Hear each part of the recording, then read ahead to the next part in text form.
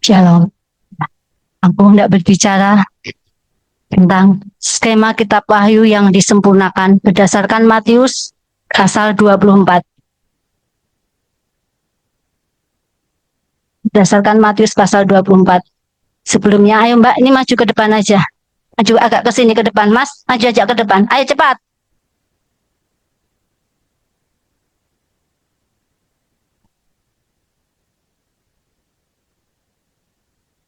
Kenapa saya menyuruh kalian maju ke depan? Ya. Nah, banyak dari antara kalian yang masih muda-muda saat ini yang tidak memahami tentang skema kitab Wahyu. Dulu pada saat guru gembalamu, pada saat malaikat Garuda masih di dalam raganya, menjelaskan panjang lebar tentang skema kitab Wahyu, kalian semuanya masih kecil-kecil. Usiamu masih berapa dulu? Pada saat guru gembalamu masih ada? Masih berapa umurmu? Hah? Masih kecil-kecil, bahkan ada yang belum berada di tempat ini. Tidak memahami skema kitab Wahyu. Oleh sebab itu, aku menghendaki kamu-kamu yang masih muda-muda duduk maju ke depan. Supaya nanti pada saat aku menjelaskan tentang skema kitab Wahyu, kamu boleh memahami. Karena kalian-kalian yang muda ini nanti adalah tulang punggung kegerakan. Kalian yang akan bekerja di lapangan. Yang akan bekerja di lapangan. Ingat janjiku kepada hierarki tubuh Kristus, kepada Ratu Ngiras Imam. Kamu yang dulu, ya, pada saat MP3, di mana kekasihku malaikat Garuda masih hidup di dalam raganya, kamu yang pada saat itu masih usiamu masih kecil-kecil, ya, masih kecil-kecil, aku memberikan anugerah posisi kepadamu 400 490, ya, 490. Nanti kamu akan bekerja di lapangan. Kalau kamu tidak memahami skema kitab Wahyu yang hendak aku jelaskan kepadamu, bagaimana kamu nanti akan bekerja? Paham? Ya. Buka skema kitab Wahyu. Skema kitab Wahyu yang disampaikan oleh, bukan yang ini, yang disampaikan oleh kekasihku malaikat Garuda.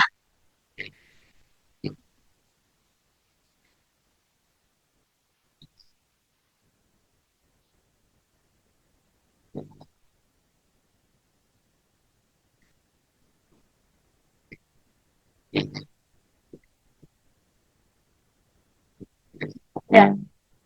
Mas yang kecil itu kamu pegang kamera aja, yang itu biar dipegang masnya yang baju putih. Ya, ini skema kitab Wahyu ini. Ya, Mbak ini mas nih, paham tidak ini skema kitab Wahyu ini yang sudah disampaikan oleh guru gembalamu? Bawa kertas nggak? Bawa buku nggak? Dibaca nggak pengumuman di grup Ratu Ngiras Imam untuk membawa buku catatan dan buku IRT konferensi yang biru? Diperhatikan ya, omamu, ibu orang percaya sudah mengatakan untuk mencatat setiap ada ibadah. Itu tidak berlaku cuma satu kali ibadah atau dua kali ibadah, tetapi seterusnya di bawah buku catatan. Sehingga pada saat ibadah kamu tidak utek HP terus.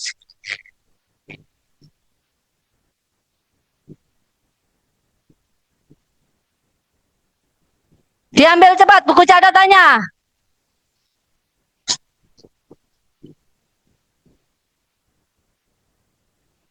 Ya. Ini skema kitab Wahyu ini ya. Skema kitab Wahyu 7 tahun panen raya, 3,5 tahun masa praaniaya, 3,5 tahun masa aniaya besar. Mas, paham nggak ini? Skema kitab Wahyu yang disampaikan oleh kekasihku malaikat Garuda oleh guru gembalamu. 7 tahun panen raya, bentar mas ini. Skema itu adalah garis besar tentang skema kitab Wahyu. Garis besar tentang kitab Wahyu, tentang rencanaku di akhir zaman, tentang hari Tuhan. Ini sudah dibukakan oleh kekasihku malaikat Garuda selama masa hidupnya, selama masa pelayanannya, ya, 7 tahun panen raya. Kalau aku berbicara terlalu cepat, kalian tidak paham, boleh angkat tangan. Angkat tangan. Pelan-pelan gitu. Karena aku memakai raga ini. Raga ini terbiasa berbicara cepat. Kalau kamu merasa aku berbicara terlalu cepat, boleh angkat tangan, diperlambat supaya kamu memahami. Oke? 7 tahun panen raya. Ini sudah terlaksana, ya. Sudah terlaksana dari pertengahan 2000 berapa? 2015 ini sampai 2000 pertengahan 2022 di mana terjadi panen jiwa-jiwa di neraka, ya. Jiwa-jiwa di neraka dari sejak zaman Adam dan Hawa sampai yang terakhir ini dipanen semuanya, ya. Jiwa-jiwa yang di neraka dipanen semuanya, dipanen masuk ke dalam bahtera. Lanjut, ini 3,5 tahun masa praaniaya, 2 tahun penyucian gereja bangsa kafir sudah terlaksana 9 bulan. 9 bulan apa ini? 9 bulan apa? 9 bulan kegerak 9 bulan apa? Setelah 2 tahun penyucian 9 bulan apa? Pergerakan kuda putih ini sudah terlaksana. Israel dan Goyim sudah genap jumlahnya. Selanjutnya 9 bulan gereja mengandung Israel, darah Israel. Dan ini ya genap Desember 2025. Anak laki-laki ketiga lahir ini ya. Ini. Dan selanjutnya seharusnya ini masuk kalau sesuai skema kitab Wahyu. Sesuai skema kitab Wahyu yang disampaikan oleh malaikat Garuda semasa hidupnya, seharusnya sudah masuk masa antikris. Masa antikris di mana pembinasa keji ini berdiri di sini. Tetapi yang terjadi sampai saat ini ya, pembinasa keji itu belum berdiri. Apakah ini salah skema ini? Salah tidak? Salah tidak? Tidak, skema yang disampaikan oleh kekasihku malaikat Garuda, yang disampaikan oleh guru gembalamu semasa hidupnya, itu tidak salah. Itu sudah sesuai dengan Injil Markus pasal 13. Markus 13, ya. Markus 13 dari ayat 1 sampai ayat berapa? Ayat berapa? Markus pasal 13 dari ayat 1 sampai ayat 27, di mana 3,5 tahun masa praaniaya ini Markus 13 ayat 3 sampai 13 ya. 3,5 tahun masa praaniaya ini Markus 13 ayat 3 sampai 13. 3,5 tahun masa antikris ya, masa antikris Markus pasal 13 ayat 14 sampai 23. Dan kedatangan Tuhan Yesus yang kedua yang di sini di skema kitab Wahyu ini di sini ini Markus 13 ayat 24 sampai ayat 27 ya. Ini tidak salah karena pada saat itu posisi guru gembalamu, posisi malaikat Garuda, pada saat itu posisinya adalah sebagai hamba, sebagai pelayan, sebagai hamba, sebagai pelayan, sebagai budak, sebagai bahasa kasarnya kalau dulu kekasihku mengatakan sebagai babu, sebagai pelayan. Ini tidak salah, ini sudah sesuai dengan Injil Markus pasal 13 dari ayat 3 sampai 27. Markus berbicara pribadiku sebagai hamba. Dan pada saat itu posisimu semuanya adalah sebagai jemaat tubuh Kristus. Posisimu belum sebagai ratu ngiras imam, ya. Belum sebagai ratu ngiras imam, ya. Dibaca Markus 13 ayat 33.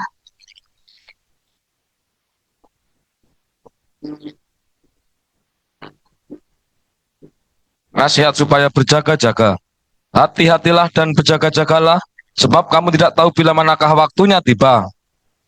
Ya, hati-hatilah dan berjaga-jagalah, sebab kamu tidak tahu bila manakah waktunya tiba.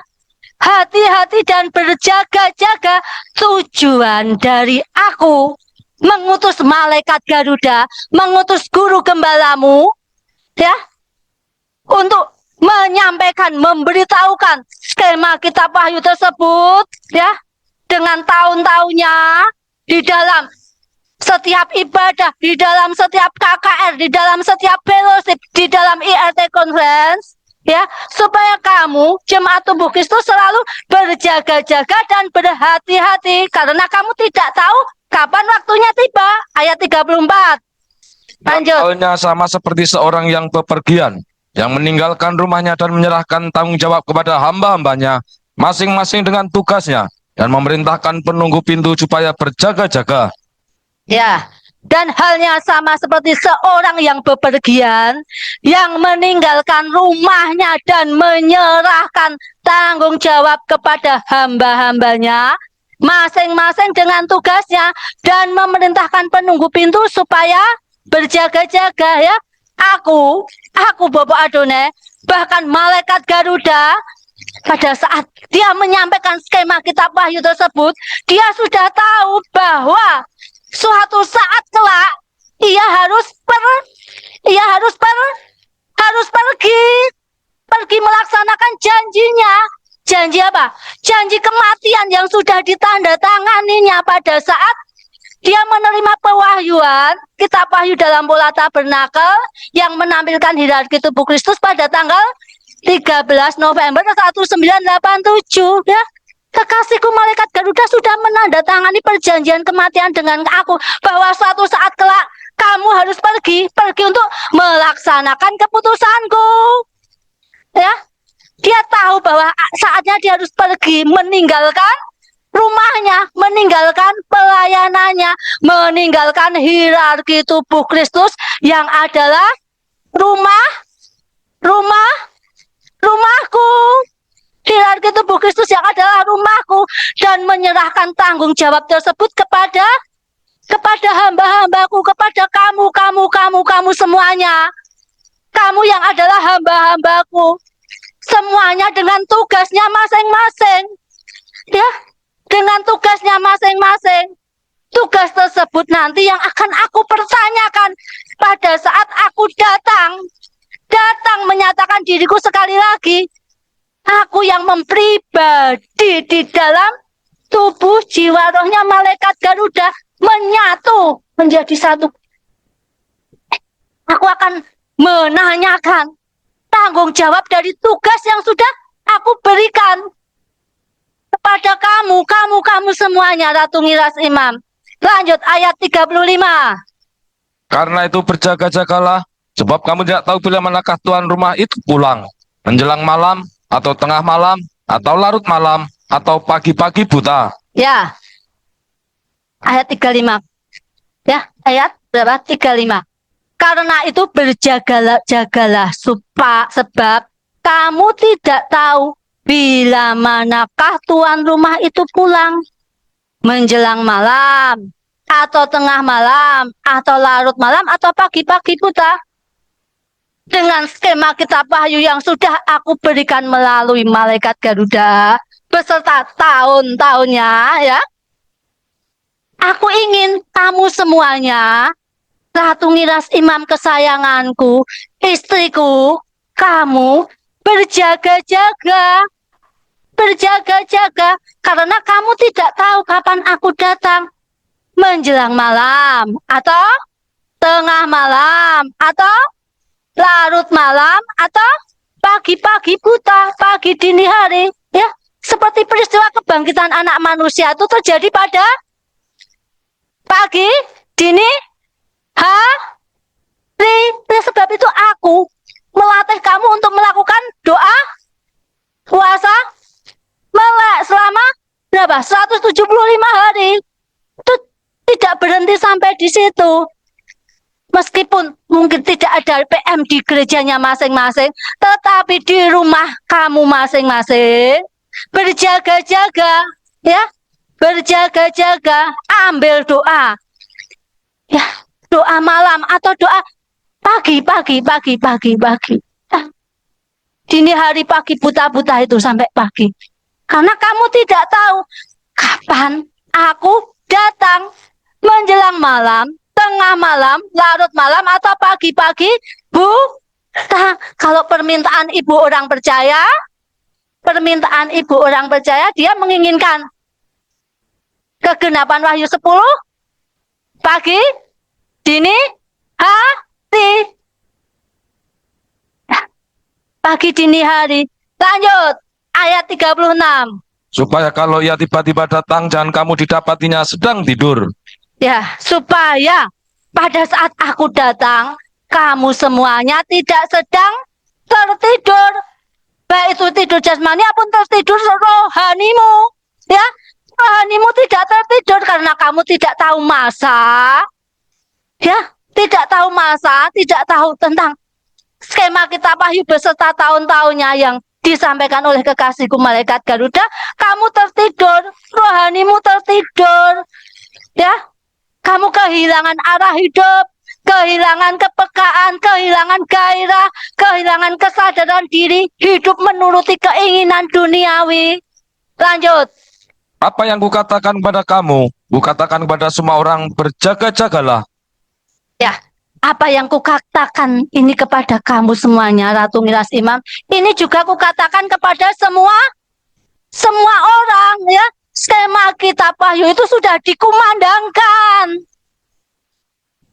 Bukan hanya di Indonesia, di luar negeri, di dalam pelayanan kekasihku malaikat Garuda, di dalam Makrifat 120-nya, sudah dikumandangkan, ya.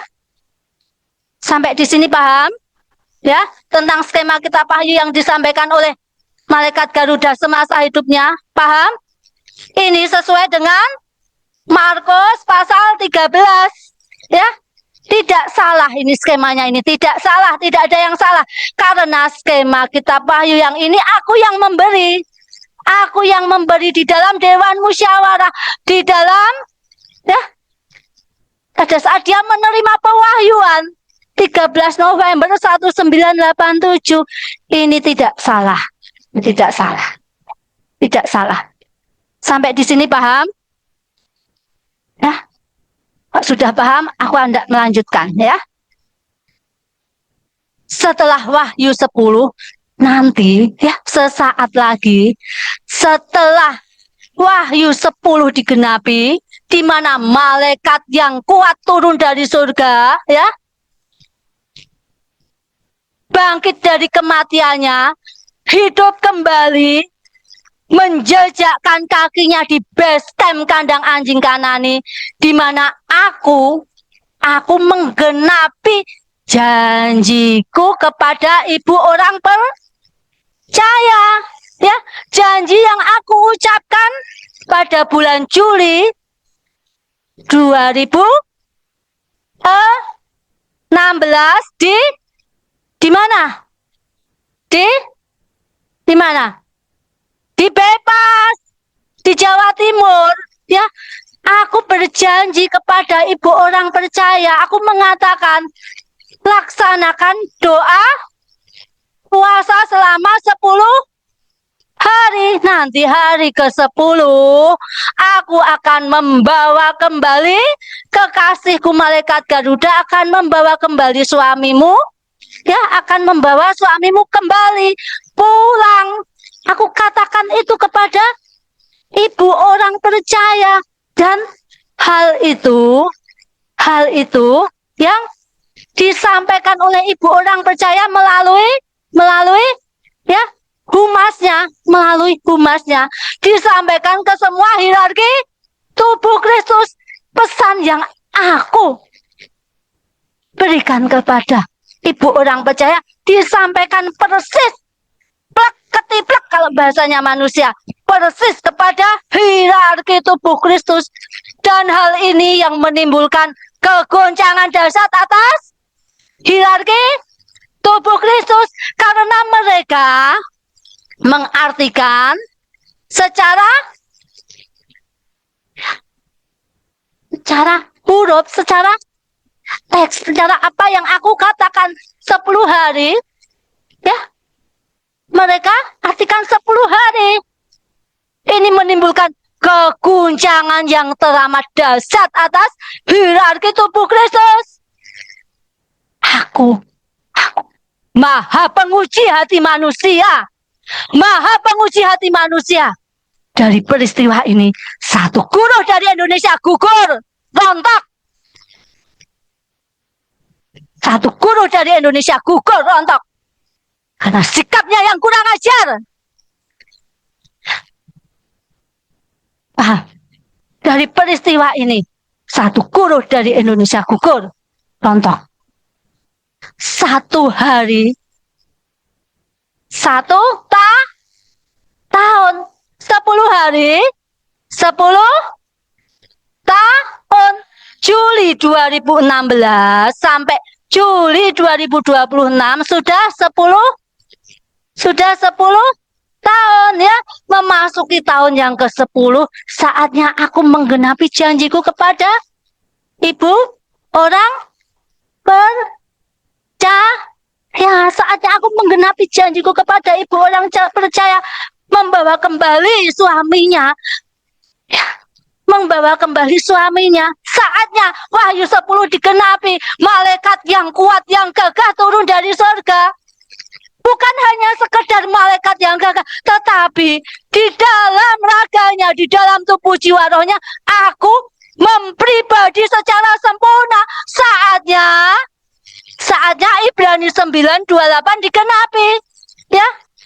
Digenapinya Wahyu 10 itu berarti digenapinya Ibrani 9 ayat 28, di mana anak manusia, firman yang menjadi manusia, sekali lagi datang untuk menyatakan dirinya, mengungkapkan jati dirinya, ya. Sampai di sini paham tidak? Ya. Setelah Wahyu 10 digenapi, malaikat Garuda turun dari surga dan menjejakkan kakinya di base camp kandang anjing Kanani, di mana aku yang adalah firman yang menjadi manusia, aku yang adalah anak laki-laki ketiga, ya, mempribadi secara sempurna di dalam tubuh, jiwa, dan rohnya malaikat Garuda, ya. Di dalam tubuh, jiwa, rohnya malaikat Garuda yang sudah dilingkupi salut kemuliaan yang sempurna. Saatnya untuk aku, saatnya untuk malaikat Garuda memberitakan hari Tuhan, memberitakan skema kitab Wahyu yang sudah disempurnakan, yang dasarnya adalah Matius 24 ayat 1 sampai 44,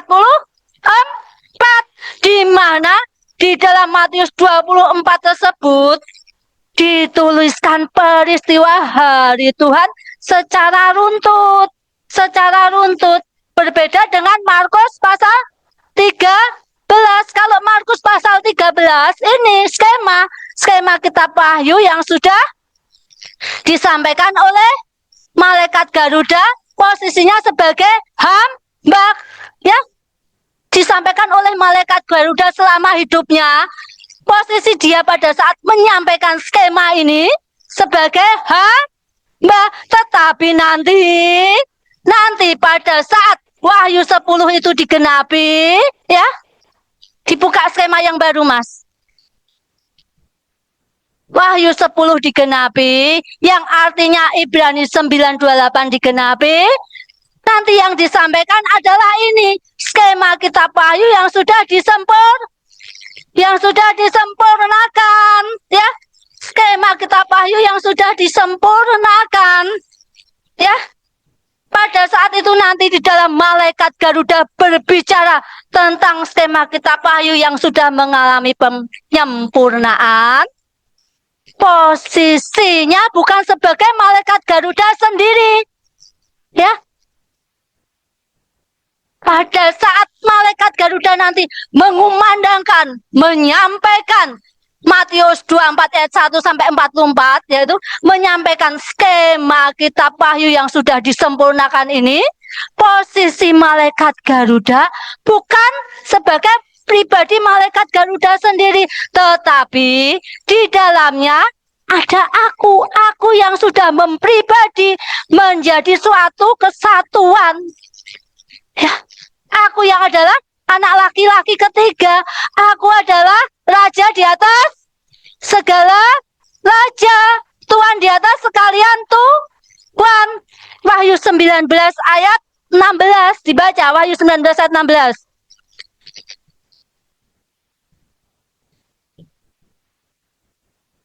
Dan pada jubahnya dan pahanya tertulis satu nama, yaitu Raja segala raja dan Tuhan di atas segala Tuhan. Ya, nanti skema ini, skema kitab Wahyu yang sudah disempurnakan ini, Matius 24 ayat 1 sampai 44, ini nanti yang akan mengumandangkan adalah aku yang adalah raja di atas segala raja, Tuhan di atas kalian Tuhan. Aku yang mempribadi secara sempurna di dalam tubuh, jiwa, dan rohnya malaikat Garuda yang sudah dilingkupi salut kemuliaan secara sempurna. Ya, ingat, Injil Matius, ya, itu adalah pribadiku sebagai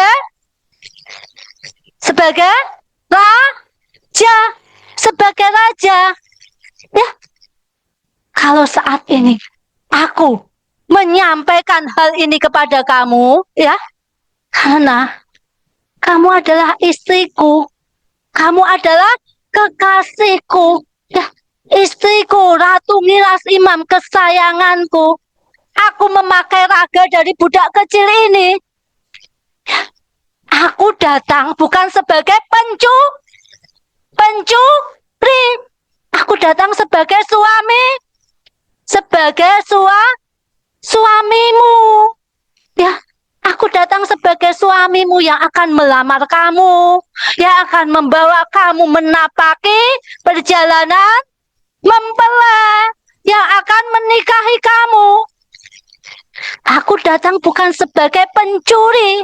Oleh sebab itu, melalui raga budak kecil ini, aku sampaikan hal ini kepada kamu terlebih dahulu, sebelum aku mengumandangkan ini kepada seluruh penduduk bumi, kepada semua makhluk ciptaanku.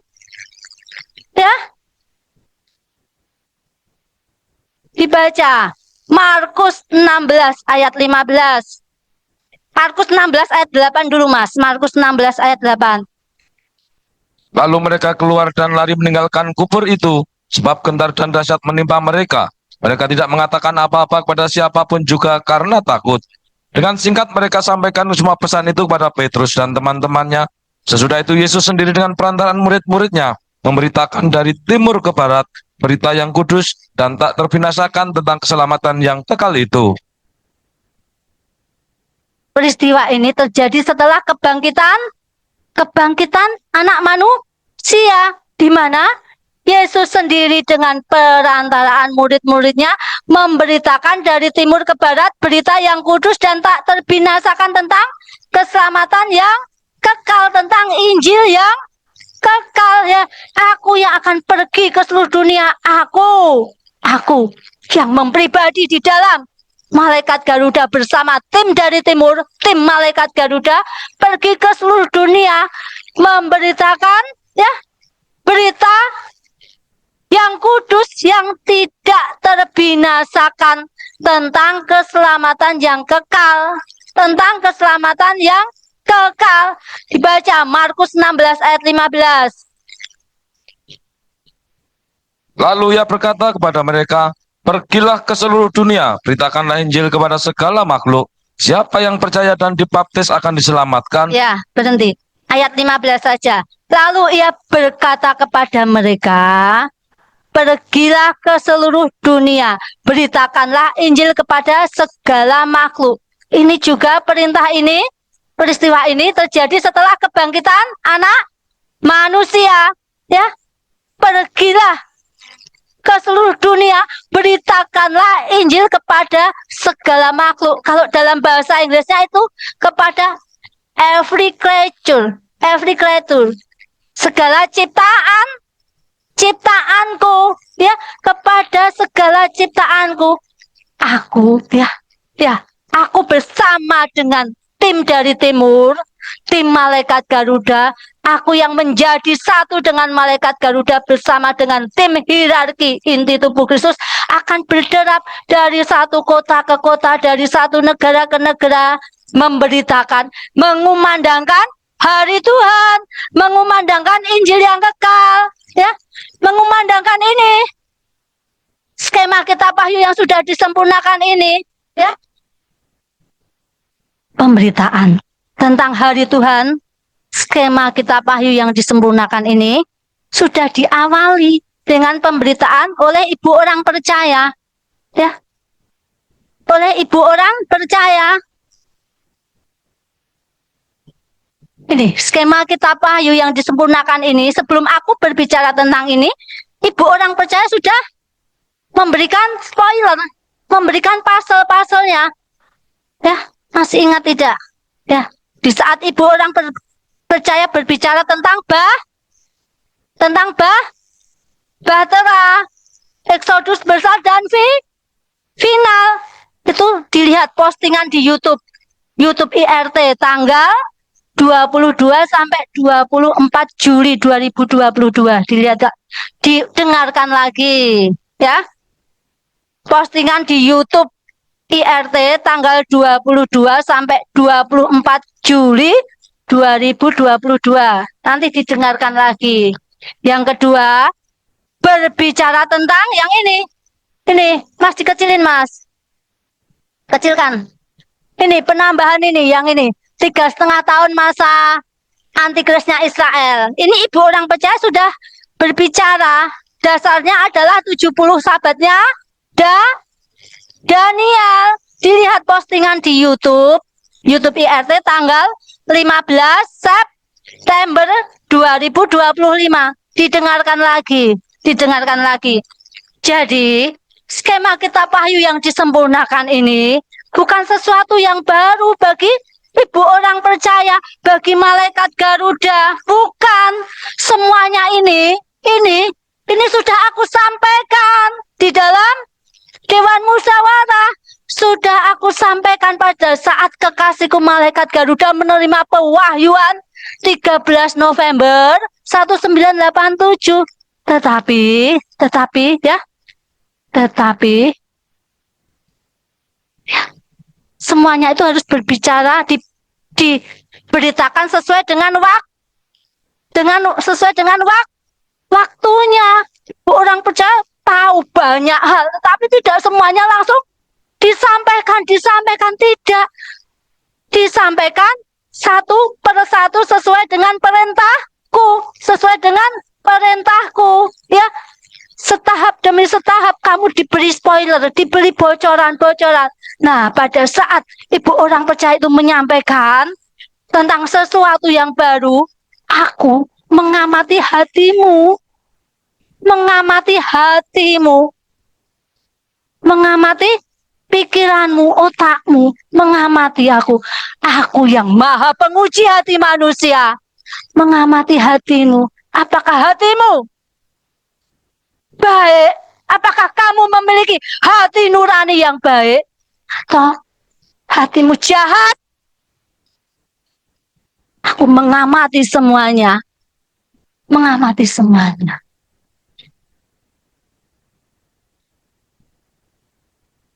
Tepat pada tanggal 2 Agustus 2026 kemarin, di hari ulang tahun kekasihku malaikat Garuda yang ke-71 tahun, aku, Bu Adone, berkenan membukakan ini, ya, skema kitab Wahyu yang sudah disempurnakan secara global kepada kamu semuanya, kepada Ratu Miras Iman, karena waktunya sudah dekat. Waktunya di mana anak manusia menyatakan dirinya sudah dekat, sangat dekat sekali. Sebab itu kamu harus memahami tentang hal ini. Ya, sudah sangat dekat sekali. Ya. Nah, ini skema kitab Wahyu yang disempurnakan. Sampai di sini sudah paham? Ya, tentang skema kitab Wahyu yang lama yang disampaikan oleh kekasihku malaikat Garuda sudah paham? Ya. Sekarang kita mulai berbicara tentang skema kitab Wahyu yang disempurnakan.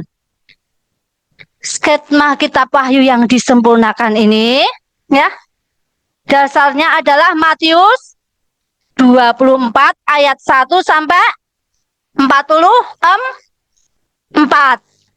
Ya, ayat 1 sampai 44. Ini semuanya 1 sampai 44. Ya. 3,5 tahun masa praaniaya. 3,5 tahun yang kemarin salah, udah tak suruh benerin 44. 3,5 tahun masa praaniaya. Ini ya, Matius 24 ayat 1 sampai 14. Dibaca dulu Matius 24 ayat 1 sampai 14. Dibaca cepat aja. Khotbah tentang akhir zaman, bait Allah akan diruntuhkan. Sesudah itu Yesus keluar dari bait Allah lalu pergi. Maka datanglah murid-muridnya dan menunjuk pada bangunan-bangunan bait Allah. Dia berkata kepada mereka, kamu melihat semuanya itu? Aku berkata kepadamu, sesungguhnya tidak satu batu pun di sini akan dibiarkan terletak di atas batu yang lain. Semuanya akan diruntuhkan. Permulaan penderitaan. Ketika Yesus duduk di atas bukit Zaitun, datanglah murid-muridnya kepadanya untuk bercakap-cakap sendirian dengan dia. Kata mereka, katakanlah kepada kami, bila manakah itu akan terjadi, dan apakah tanda kedatanganmu dan tanda kesudahan dunia? Jawab Yesus kepada mereka, waspadalah supaya jangan ada orang yang menyesatkan kamu, sebab banyak orang... Ya, berhenti. Ini dibaca sendiri ya. Ayat 1 sampai 14. Ya, ayat 1 sampai 14. Ini berbicara tentang 3,5 tahun masa praaniaya. Selanjutnya, geser Mas. 3,5 tahun masa aniaya atau antikris, ya. Matius 24, yang ini. Naik Mas, naik kecil. Yang ini, Matius 24 ayat 27, 28. 27, 28, dibaca Mas. Ya.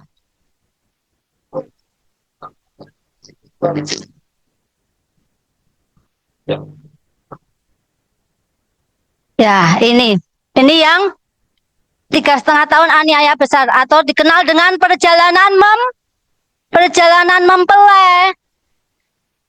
Dikenal juga dengan panen raya jiwa-jiwa, panen raya jiwa-jiwa, revolusi agama besar-besaran tanpa berdarah-darah. Selanjutnya 3,5 tahun, geser. 3,5 tahun masa antikrisnya Israel. Itu Matius 24 ayat 15 sampai 26. Enggak usah dibaca. Matius 24 ayat 15 sampai 26. Sedangkan kedatangan Tuhan Yesus Kristus yang kedua di sini ya, kedatangan Tuhan Yesus Kristus yang kedua di sini itu Matius 24 ayat 29 sampai 31. Ini kedatangan Tuhan Yesus yang kedua di awan-awan yang identik dengan Wahyu pasal 1 ayat 7.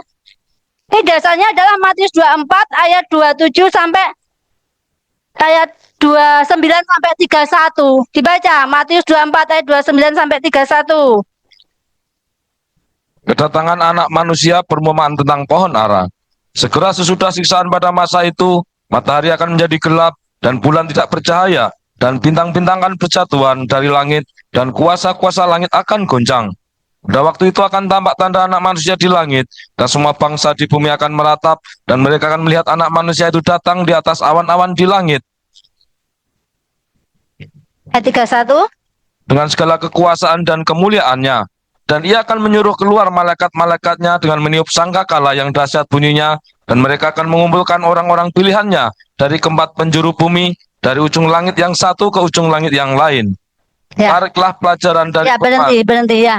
Ini kedatangan Tuhan Yesus Kristus yang kedua. Mana di sini terjadi harpazo. Ini Matius 24 ayat 29 sampai 31. Ini identik dengan Wahyu 1 ayat 7. Selanjutnya pengungsian ini di sini. Ini adalah pengungsian di mana Ratu Ngiras Imam ya. Setelah harpazo masuk ke dalam bahtera. Ini dasarnya Matius 24 ayat 37 sampai 39 ya. Matius 24 ayat 37 sampai 39 pengungsian bahtera. Tetapi dunia dilanda antikrisnya Israel, di mana pembinasa keji berada berdiri di bait suci.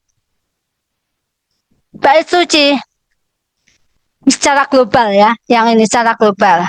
Sekarang aku tidak berbicara tentang ya dasar dari skema kitab Wahyu yang disempurnakan ini. Kecilkan aja mas, kecil. Nah, dasar dari ini, dari 7 tahun ini. Dasar dari 7 tahun ini. Kok ada ini 3,5 tahun? Antikrisnya kitab Wahyu 3,5 tahun. Antikrisnya Israel. Ya, ini dasarnya. Ada 7. Supaya nanti pada saat kamu ditanya, kok skemamu jadi berubah seperti ini? Dasarnya mana? Dasarnya mana? Skemamu yang dulu disampaikan oleh guru gembalamu, kok kamu otak-atik sendiri, kamu ubah-ubah, dasarnya mana? Supaya kamu bisa menjawab, ya. Yang pertama dasarnya adalah perhitungan 70 sahabat.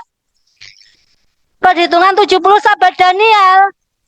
Itu sudah dibukakan oleh ibu orang percaya. Dilihat postingan YouTube tanggal 15 September 2025. Aku tidak akan berbicara tentang ini. Kalau berbicara tentang ini nanti satu sesi sendiri. Waktunya habis. Didengarkan ulang YouTube, postingan YouTube tanggal 15 September 2025. Ibu orang percaya sudah menjelaskan panjang lebar tentang 70 sahabatnya Daniel. Itu yang pertama. Dasar yang kedua adalah Matius 24 ayat 27 28. Dibaca ya, dibaca ulang. Matius 24 ayat 27 28. Sebab sama seperti kilat memancar dari sebelah timur dan melontarkan cahayanya sampai ke barat, demikian pula lah kelak kedatangan anak manusia. Ya, sebab sama seperti kilat memancar dari sebelah timur dan melontarkan cahayanya sampai ke barat, demikian pula lah kelak, demikian pula lah kelak kedatangan anak manusia. Berarti yang ditulis di Matius ini, demikian pula lah kelak, berarti kegenapannya ya, ini sudah digenapi belum? Pada saat ini ditulis belum kan? Demikian kelak kedatangan anak manusia ya. Dibaca Markus 16 ayat 8 yang tadi, Markus 16 ayat 8. Lalu mereka keluar dan lari meninggalkan kubur itu, sebab gentar dan dahsyat menimpa mereka. Mereka tidak mengatakan apa-apa kepada siapapun juga karena takut. Dengan singkat mereka sampaikan semua pesan itu kepada Petrus dan teman-temannya. Sesudah itu Yesus sendiri dengan perantaraan murid-muridnya memberitakan dari timur ke barat berita yang kudus dan tak terbinasakan tentang keselamatan yang kekal itu. Markus 16 ayat 8 yang C yang terakhir ini. Sesudah itu Yesus sendiri dengan perantaraan murid-muridnya memberitakan dari timur ke barat berita yang kudus dan tak terbinasakan tentang keselamatan yang kekal itu. Peristiwa ini adalah terjadi setelah kebangkitan anak manusia, ya. Setelah kebangkitan anak manusia dengan perantaraan murid-murid memberitakan dari timur ke barat berita yang kudus dan tidak terbinasakan tentang keselamatan yang kekal. Dibaca Ibrani 9 ayat 28.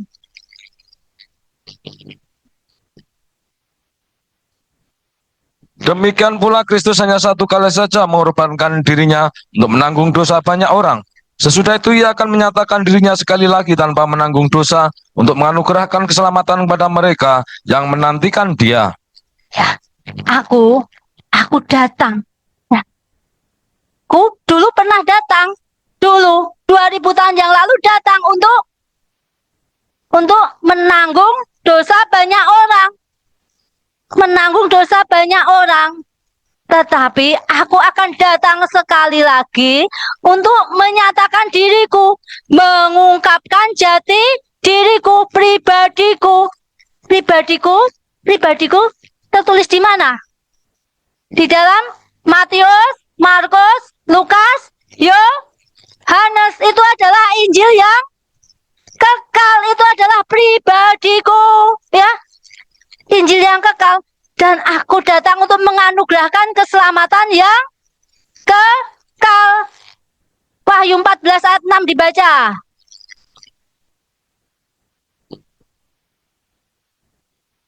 Dan aku melihat seorang malaikat lain terbang di tengah-tengah langit, dan padanya ada Injil yang kekal, untuk diberitakannya kepada mereka yang diam di atas bumi, dan kepada semua bangsa, dan suku, dan bahasa, dan kaum. Ya, dan aku melihat seorang malaikat lain terbang di tengah-tengah langit, dan padanya ada Injil yang kekal, untuk diberitakannya kepada mereka yang diam di atas bumi, dan kepada semua bangsa, dan suku, dan bahasa, dan kaum. Ya, aku yang sudah mempribadi anak manusia, firman yang menjadi manusia yang sudah mempribadi di dalam tubuh jiwa rohnya malaikat Garuda, ya, akan memberitakan Injil yang kekal kepada semua yang diam di atas bumi, kepada semua bangsa, kepada semua suku, bahasa, dan kaum. Itu terjadi di mana?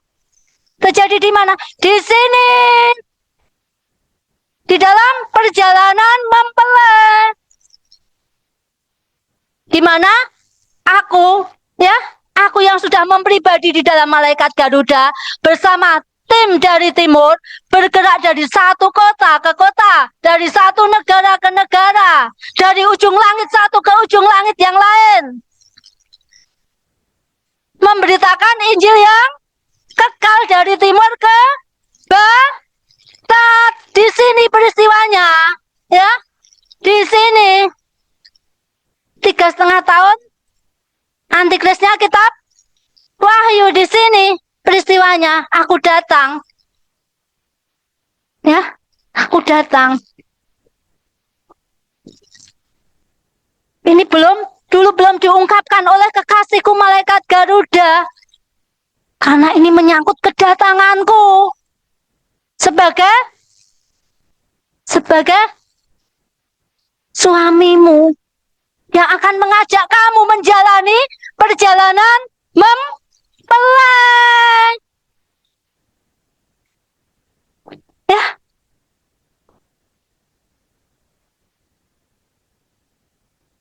Dilanjutkan Markus 16 ayat 15.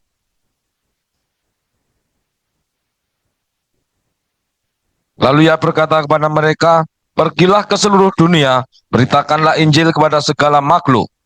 Ya, pergilah ke seluruh dunia dan beritakanlah Injil kepada segala makhluk. Kalau dalam bahasa Inggrisnya every creature, artinya adalah semua ciptaanku.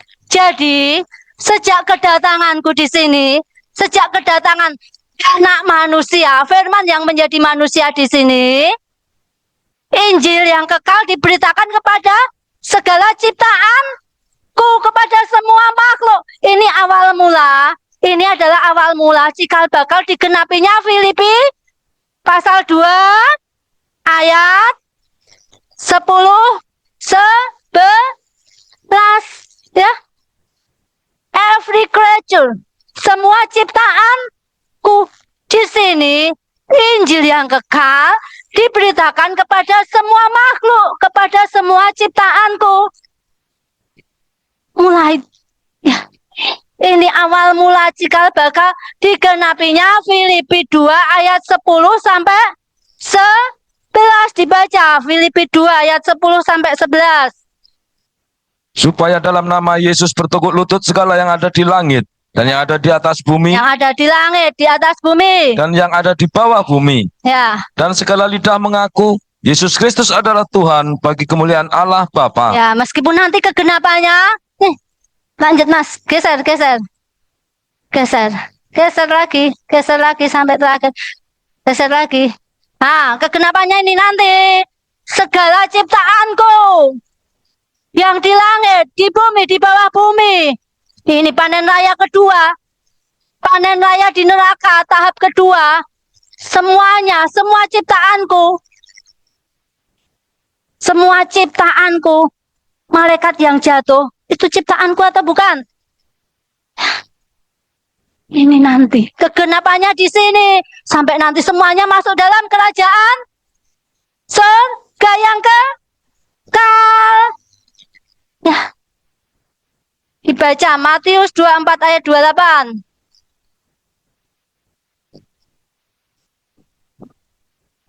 Di mana ada bangkai, di situ burung nasar berkerumun. Di mana ada bangkai, di situ burung nasar berkerumun. Bangkai, ya diperhatikan, jangan ngantuk-ngantuk. Bangkai berbicara tentang mayat. Bangkai di sini berbicara tentang mayatnya, mayatku, mayatnya anak manusia, dan juga mayatnya malaikat Garuda. Yesaya 52:53. Ya. Burung nasar itu adalah burung buas, burung pemakan daging, dibaca Kejadian 15 ayat 11. Ketika burung-burung buas hinggap pada daging binatang-binatang itu, maka Abram mengusirnya. Ya, ketika burung-burung buas hinggap pada daging binatang-binatang itu, maka Abram mengusirnya ya. Burung buas hinggap pada daging binatang-binatang itu ya. Burung buas itu burung pemakan daging. Yesaya 46 ayat 11.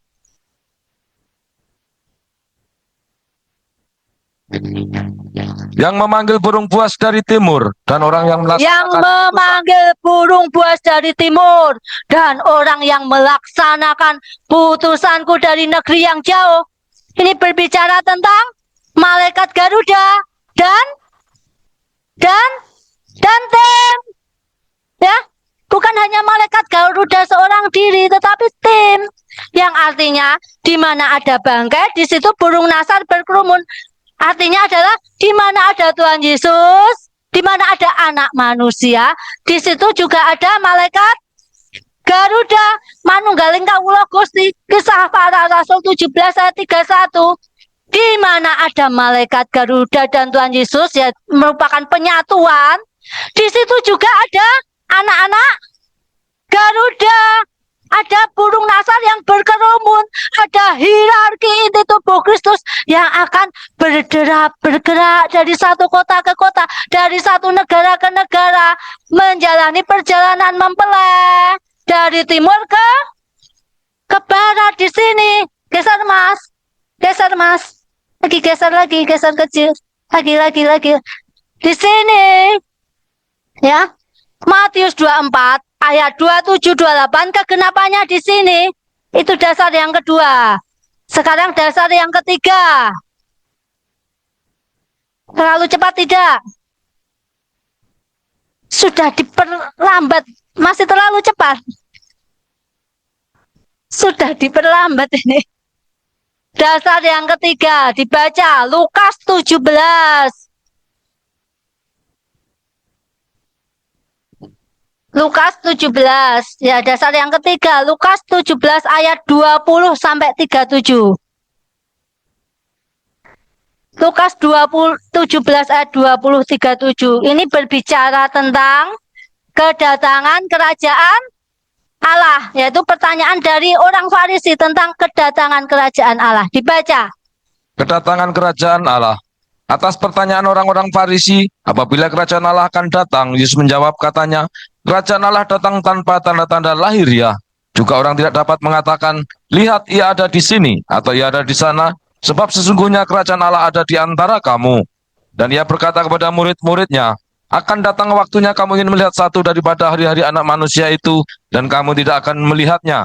Dan orang akan berkata kepadamu, lihat ia ada di sana, lihat ia ada di sini, jangan kamu pergi ke situ, jangan kamu ikut. Sebab sama seperti kilat memancar dari ujung langit yang satu ke ujung langit yang lain, demikian pula lah kelak halnya anak manusia pada hari Ya, kedatangannya. berhenti. Ya. Ini Lukas 17 ayat 20 sampai 37. Ini pertanyaan tentang kedatangan kerajaan Allah dari orang Farisi kepada siapa? Kepada Yesus, kepada anak manusia, ya. Kepada anak manusia, ayat 24. Ya. Sebab sama seperti kilat memancar dari ujung langit yang satu ke ujung langit yang lain, demikian pula lah kelak, ya. Orang Farisi kan menanyakan kedatangan kerajaan, tentang kedatangan kerajaan Allah. Tuhan menjawab, sebab sama seperti kilat memancar dari ujung langit yang satu ke ujung langit yang lain, demikian pula lah kelak. Kelak berarti kelak. Dikenapinya di akhir zaman, tentang kedatangan anak manusia, ya. Tentang kedatangan anak manusia. Ini identik dengan Matius pasal 27, Matius pasal 24 ayat berapa? Ayat 27, ya.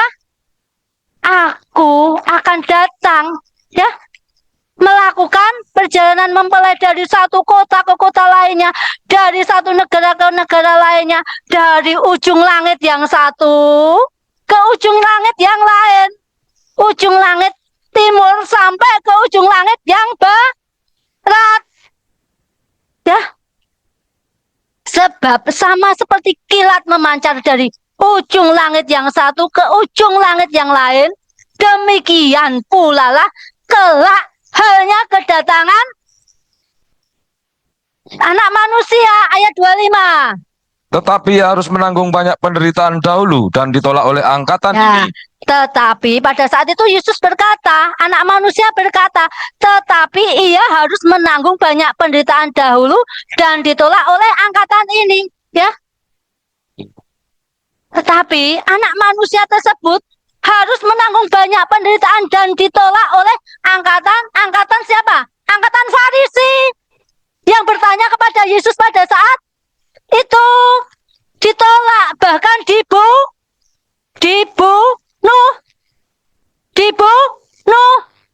ya. Ayat 26 dilanjutkan, Mas. Dan sama seperti terjadi pada zaman Nuh, demikian pula lah halnya kelak pada hari-hari anak manusia. Mereka makan dan minum, mereka kawin dan dikawinkan, sampai kepada hari Nuh masuk ke dalam bahtera. Lalu datanglah air bah dan membinasakan mereka semua. Ya, dan sama seperti terjadi pada zaman Nuh, demikian pula lah halnya kelak, ya. Dan sama seperti terjadi pada zaman Nuh, demikian pula lah halnya kelak. Diperhatikan, kelak, ya, kelak pada hari-hari anak manusia, ya, pada hari-hari anak manusia ini, ya. Mereka makan, minum, kawin, dikawinkan, sampai pada hari Nuh masuk ke dalam bahtera, lalu datanglah air bah dan membinasakan mereka semua, ya. Kondisi pada zaman Nuh, ya, kelak juga akan terjadi pada kelak pada hari-hari di mana anak manusia datang. Mereka makan, minum, kawin, dikawinkan sampai nanti ya terjadi di sini. Di sini. Ya. Sampai nanti Nuh masuk dalam bahtera. Kalau ini sampai Ratu Midas masuk dalam bahtera. Nah, ya. Hari-hari anak manusia ini 7 tahun ini, yang 3,5 tahun perjalanan mempelai, yang ini masih tetap nanti anak manusia yang pribadi dalam malaikat Garuda di dalam 3,5 tahun masa antikrisnya Israel tetap bekerja bersama hierarki inti tubuh Kristus yang naik turun bahtera. Nah, ya kondisi ini semakin hari semakin yang jahat semakin jahat, ya. Makan, minum, kawin, mengawinkan sampai nanti saatnya sebelum Nuh dalam bahtera. Ya, lanjut. Ayat 28. Demikian juga seperti hal yang terjadi di zaman Lot. Mereka makan dan minum, mereka membeli dan menjual, mereka menanam dan membangun. Tetapi pada hari Lot pergi keluar dari Sodom, turunlah hujan api dan hujan belerang dari langit dan membinasakan mereka semua. Demikianlah halnya kelak pada hari di mana anak manusia menyatakan dirinya. Barang siapa pada hari itu sedang di peranginan di atas rumah, dan barang-barangnya di dalam rumah, janganlah ia turun untuk mengambilnya. Dan demikian juga orang yang sedang di ladang, janganlah ia kembali. Ingatlah akan istri Lot. Ya, berhenti. Ayat 28. Demikian juga seperti yang terjadi di zaman Lot. Di zaman Lot, mereka makan dan minum, mereka membeli dan menjual, mereka menanam dan membangun, ya. Mereka menanam dan membangun, tetapi pada hari Lot pergi keluar dari Sodom, turunlah hujan api dan hujan belerang dari langit dan membinasakan mereka semua. Demikianlah halnya kelak pada hari di mana anak manusia menyatakan dirinya. Barang siapa pada hari itu sedang di peranginan di atas rumah dan barang-barangnya ada di dalam rumah, janganlah ia turun untuk mengambilnya, dan demikian juga orang yang sedang di ladang, janganlah ia kembali. Ya, demikian juga pada hari-hari anak manusia datang, ya, menduduk bumi, ya. Mereka manusia makan, minum, berjual beli, melakukan bisnis, bercocok tanam, melakukan pekerjaan, membangun, pembangunan di segala sektor kehidupan terus berjalan. Manusia sangat terikat dengan pada zamannya Lot. Ayat 32 ini, ingatlah akan istri Lot, peristiwa istri Lot. Itu apa yang menjadi pelajaran penting dari istri Lot? Istri Lot sangat terikat, ya. Manusia sangat terikat dengan sampah-sampah duniawi, sangat terikat dengan pekerjaannya, dengan harta bendanya, ya. Dengan harta bendanya ini nanti peristiwa ini. Ini sejak anak manusia datang ini. Terikat mereka. Apalagi yang tertinggal ini sangat terikat dengan teknologi. Terikat. Ayat 33. Barang siapa berusaha memelihara nyawanya, ia akan kehilangan nyawanya. Dan barang siapa kehilangan nyawanya, ia akan menyelamatkannya. Ya, barang siapa berusaha memelihara nyawanya, ia akan kehilangan nyawanya. Dan barang siapa kehilangan nyawanya, ia akan menyelamatkannya. Ya, di sini. Ya, Ratu Midas Imam, kamu yang rela kehilangan nyawa justru akan mendapatkan, karena di dalam perjalanan mempelai ini, di dalam kamu memberitakan Injil yang kekal ini dari satu kota kepada kota lainnya, negara satu kepada negara lainnya, ini di tengah-tengah meterai dan sangkakala yang satu persatu dicurahkan. Jumlah umat manusia dari 8 miliar berkurang sampai tinggal tidak lebih dari 1 miliar. Barang siapa berusaha memelihara nyawanya, justru dia akan kehilangan. Tapi yang rela kehilangan nyawanya justru akan mendapatkan. Satu miras imam yang rela kehilangan nyawanya justru mendapatkan hidup yang kekal di Harpaso. Masuk ke dalam bahtera. Masuk ke dalam bahtera. Dilanjutkan. Aku berkata kepadamu, pada malam itu ada dua orang di atas satu tempat tidur. Yang seorang akan dibawa dan yang lain akan ditinggalkan. Ada dua orang perempuan bersama-sama menghilang, yang seorang akan dibawa dan yang lain akan ditinggalkan. Kalau ada dua orang di ladang, yang seorang akan dibawa dan yang lain akan ditinggalkan. Kata mereka kepada Yesus, "Di mana Tuhan?" Katanya kepada mereka, "Di mana ada mayat, di situ berkerumun burung nasar."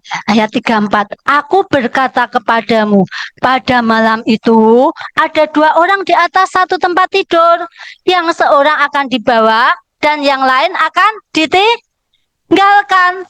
Ada dua orang perempuan bersama-sama menghilang, yang seorang akan dibawa dan yang lain akan ditinggalkan. Ini artinya apa? Keselamatan itu tanggung jawab masing-masing individu. Meskipun kamu suami istri, keselamatan tanggung jawab masing-masing. Paham? Meskipun kamu anak dan orang tua, keselamatan anak-anak tanggung jawabnya masing-masing. Keselamatan tanggung jawabnya masing-masing. Sama-sama mengikuti perjalanan mempelai. Sama-sama mengikuti perjalanan mempelai suami istri. Tetapi yang satunya kuat, tegak tercaca. Yang satunya penuh keraguan-raguan, munafik. Nanti pada saat ini, ya, pada saat ini, ya, Wahyu 1 ayat 7 digenapi, ya, yang satu bisa di Harpaso, yang satu tertinggal. Yang satu di Harpaso, satu tertinggal. Paham? Keselamatan itu tanggung jawabnya masing-masing. Suami istri, dua orang di tempat tidur, satu bisa di Harpaso, satu tidak. Anak dan orang tua tanggung jawab keselamatan masing-masing. Sebab itu diperhatikan, kamu anak muda, diperhatikan, ya. Ayat 37 ini identik dengan Matius 24 ayat 28. Di mana Tuhan, katanya kepada mereka, di mana ada mayat, di situ berkerumun burung nasar. Jadi kedatangan kerajaan Allah, ya. Di mana Tuhan, katanya, di mana ada mayat, di situ berkerumun burung nasar, ya. Itu dasar yang ketiga. Dasar yang keempat, mari dibaca. Dasar yang keempat adalah Lukas 21 ayat 27-28. Pada waktu itu orang akan melihat Anak Manusia datang dalam awan dengan segala kekuasaan dan kemuliaannya. Apabila semuanya itu mulai terjadi, bangkitlah dan angkatlah mukamu, sebab penyelamatanmu sudah dekat. Ya, pada waktu itu orang akan melihat Anak Manusia datang dalam awan dengan segala kekuasaan dan kemuliaan. Apabila semuanya itu mulai terjadi, bangkitlah dan angkatlah mukamu, sebab penyelamatanmu sudah dekat. Ini identik dengan Wahyu pasal 10 ayat 1, dibaca.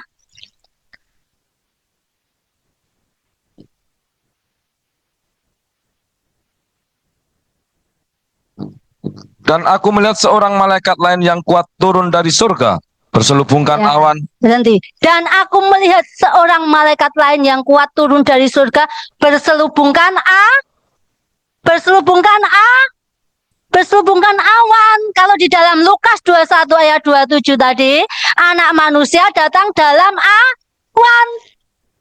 Datang dalam awan. Wahyu pasal 10 berselubungkan wah ya, artinya ya aktivitas. Nah, ini Lukas 21, 27, 28 ya. Lukas 21 ayat 27 itu identik dengan Wahyu pasal 10 ayat 1. Jadi kedatangan malaikat Garuda sama dengan kedatangan anak manusia, karena anak manusia sudah mempribadi di dalam raganya malaikat Garuda. Dibaca ayat 37, 38 Matius dari Lukas 21.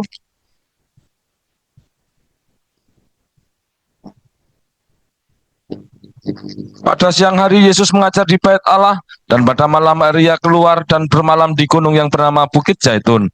Dan pagi-pagi semua orang banyak datang kepadanya di dalam bait Allah untuk mendengarkan Dia. Ya, aktivitas anak manusia, aktivitas dari anak manusia selama di dalam ini, aktivitasnya selama di dalam perjalanan mempelai, ya, dalam Matius 24 ayat 27, 28 ini, aktivitasnya adalah pagi semua orang banyak datang di bait Allah untuk mendengarkan Dia.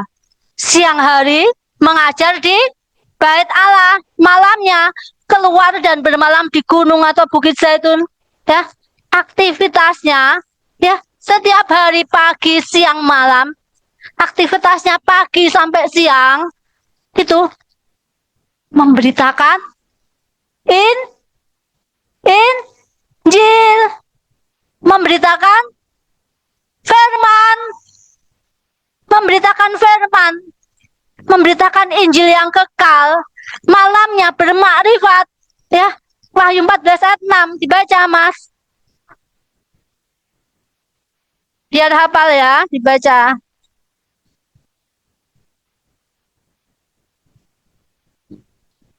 Dan aku melihat seorang malaikat lain terbang di tengah-tengah langit, dan padanya ada Injil yang kekal untuk diberitakannya pada mereka yang diam di atas bumi, dan kepada semua bangsa dan suku dan bahasa dan kaum. Aktivitasnya ini memberitakan Injil yang kekal. Ya, aktivitasnya anak manusia dalam kedatangannya di sini. Ini dasar yang keempat. Dasar yang kelima. Zakaria 8 dibaca. Zakaria 8 ayat 7. Beginilah firman Tuhan semesta alam. Sesungguhnya aku menyelamatkan umatku dari tempat terbitnya matahari sampai kepada tempat terbenamnya. Ayat 8. Dan aku akan membawa mereka pulang supaya mereka diam di tengah-tengah Yerusalem. Maka mereka akan menjadi umatku, dan aku akan menjadi Allah mereka dalam kesetiaan dan kebenaran. Ya, beginilah firman Tuhan semesta alam. Sesungguhnya aku menyelamatkan umatku dari tempat terbitnya matahari sampai kepada tempat terbenamnya. Ya, aku menyelamatkan umatku dari tempat terbitnya matahari. Tempat terbitnya matahari mana? Sebelah timur sampai kepada tempat terbenamnya. Terbenamnya matahari mana? Barat. Ya, penyelamatanku atas umat manusia berjalan dari timur ke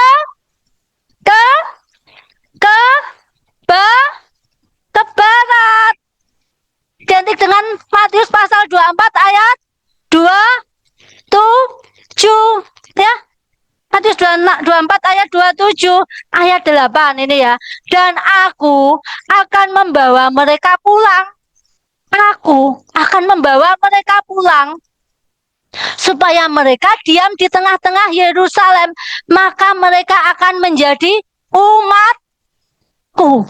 Mereka akan menjadi umatku dan aku akan menjadi Allah mereka dalam kesetiaan dan kebenaran. Ya, supaya mereka menjadi umatku. Umatku itu letaknya di mana? Umatku di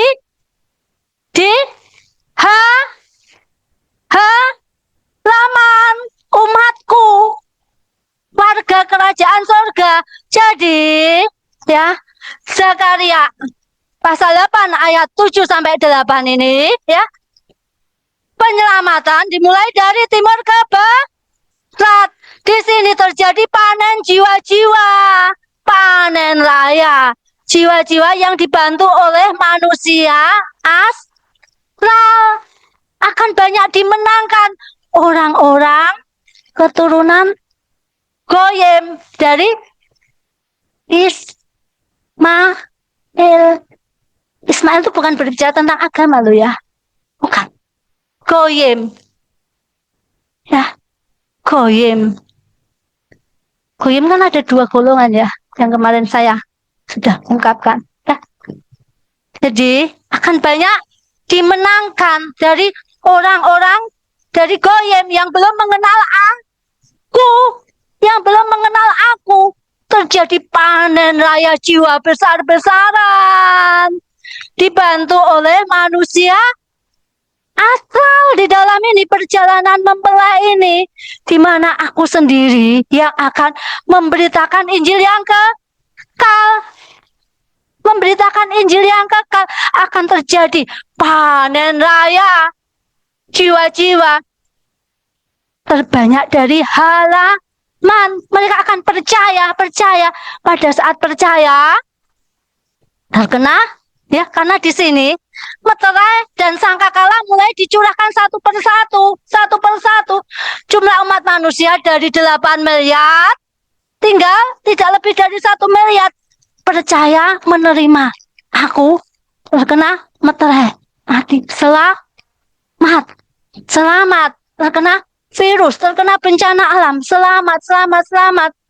Ya, akan terjadi panen raya, revolusi agama besar-besaran tanpa berdarah.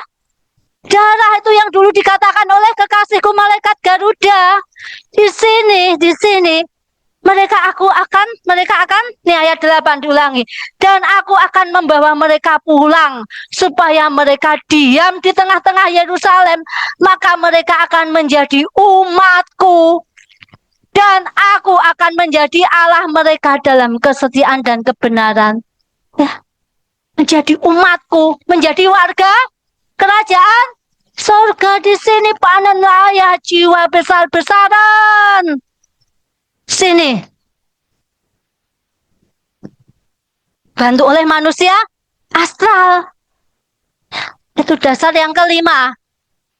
Dasar yang keenam, Daniel 8 yang kemarin sudah saya sampaikan. Daniel 8 dibaca lagi.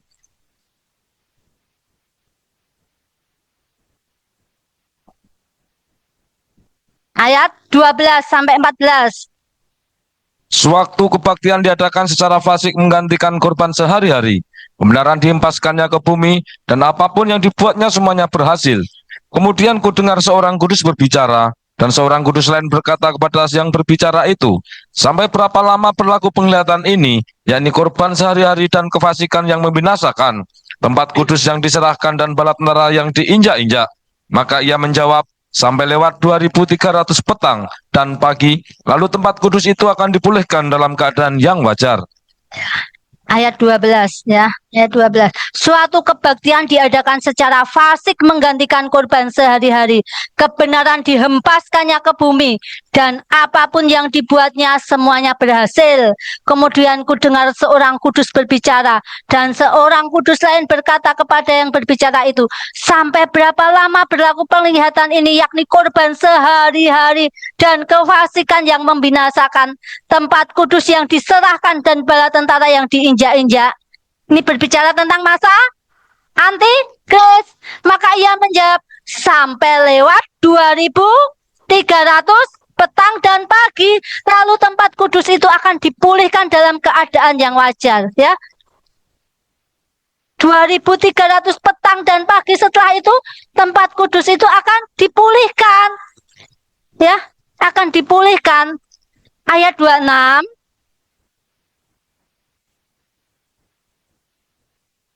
Ayat 26, Daniel 8 ayat 26. Adapun penglihatan tentang petang dan pagi itu, apa yang dikatakan tentang itu adalah benar.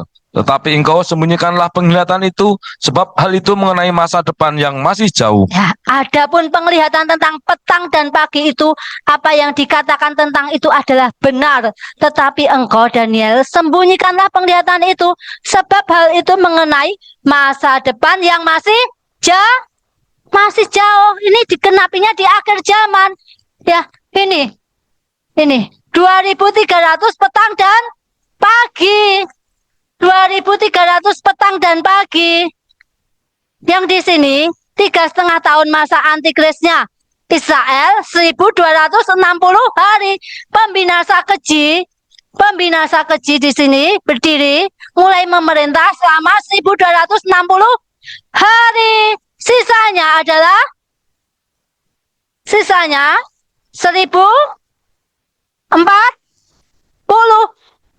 2.300 dikurangi 1.260 adalah 1.040. Ya, di sini 1.040 ini. Di sini adalah hari-hari anak manusia nanti. Dari 3,5 tahun kitab Wahyunya. 3,5 tahun masa antikrisnya kitab Wahyu. 1.040 hari ini adalah dimulainya hari anak manusia. 1.040 hari. Di sini dilanjutkan 1.260 hari. Dasar dari 1.260 hari dibaca Wahyu 11 ayat 2 sampai 3, Mas.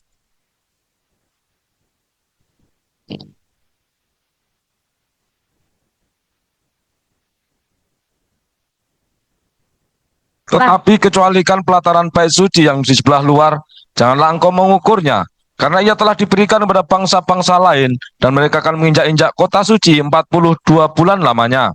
Dan aku akan memberi tugas kepada 2 saksiku, supaya mereka bernubuat sambil berkabung 1.260 hari lamanya. Ya, 1.260 hari lamanya masa antikrisnya Israel. 42 bulan. Ya. Sini. Wahyu 12 ayat 6 nanti dibaca di rumah. Wahyu 13 ayat 5 dibaca di rumah. Ya, di sini 1.260. Ini antikrisnya Israel, antikrisnya dunia. Kalau di sini antikrisnya kitab Wahyu. Tapi hari di mana anak manusia menyatakan dirinya hari-hari anak manusia, ini 1.040 hari. Kita sudah mulai memasuki ini dari Januari 2026. Berarti waktunya tinggal sesaat lagi. Sudah tidak lama lagi kedatangan anak manusia. Ya, sudah tidak lama lagi waktunya. Ini dasar yang ke-6. Daniel 8 ayat 12 sampai 14 dilanjutkan dengan ayat 26. Dasar yang ke-7, dasar yang terakhir ini. Yohanes 2 ayat 19 dibaca.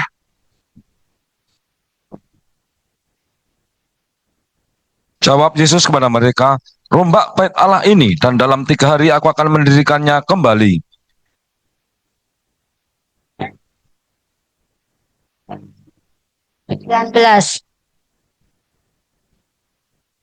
Jawab Yesus kepada mereka, rombak bait Allah ini dan dalam 3 hari aku akan mendirikannya kembali. Ayat 21, Mas. Tetapi yang dimaksudkannya dengan bait Allah ialah tubuhnya sendiri. Tetapi yang dimaksudkannya dengan bait Allah ialah tubuhnya sendiri. Nas ini, ya, Yohanes 2 ayat 19 dan 21 ini dulu sudah digenapi. Pada peristiwa apa? Peristiwa apa? Kematian dan kebangkitan Tuhan Yesus Kristus. Tetapi ini akan kembali digenapi di akhir zaman akan digenapi. Rombak bait Allah ini dan dalam 3 hari aku akan mendirikannya kembali. Ya, akan digenapi di akhir zaman. Dibaca Matius 24 ayat 1 sampai 3. Sesudah itu Yesus keluar dari bait Allah. Dibaca dulu perikopnya. Khotbah tentang akhir zaman, bait Allah akan diruntuhkan. Nah, bait Allah akan diruntuhkan. runtuhkan. Dibaca ayat 1. Sesudah itu Yesus keluar dari bait Allah, lalu pergi. Maka datanglah murid-muridnya dan menunjuk kepada bangunan-bangunan bait Allah. Ia berkata kepada mereka, kamu melihat semuanya itu. Aku berkata kepadamu, sesungguhnya tidak satu batu pun di sini akan dibiarkan terletak di atas batu yang lain. Semuanya akan diruntuhkan. Ayat 3. Ketika Yesus duduk di atas bukit Zaitun, datanglah murid-muridnya kepadanya untuk bercakap-cakap sendirian dengan dia.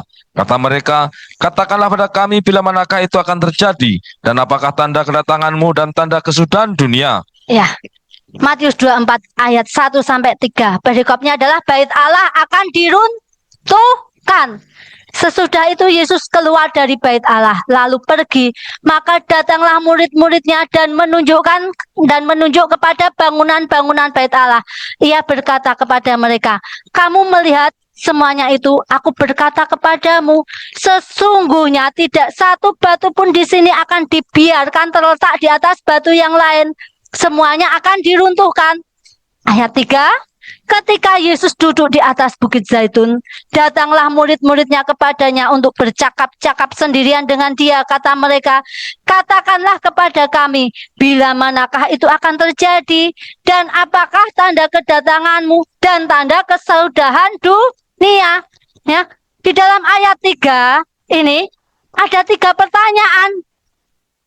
Tiga pertanyaan dari muridnya kepada Yesus, kepada aku, kepada anak manusia. Pertanyaan yang pertama, bila manakah itu? Itu yang dimaksud itu adalah bait Allah yang diruntuhkan terjadi. Bila manakah itu? Bait Allah diruntuhkan itu terjadi. Yang kedua, apakah tanda kedatanganmu? Yang ketiga, apakah tanda kesudahan dunia? Dibaca Markus 13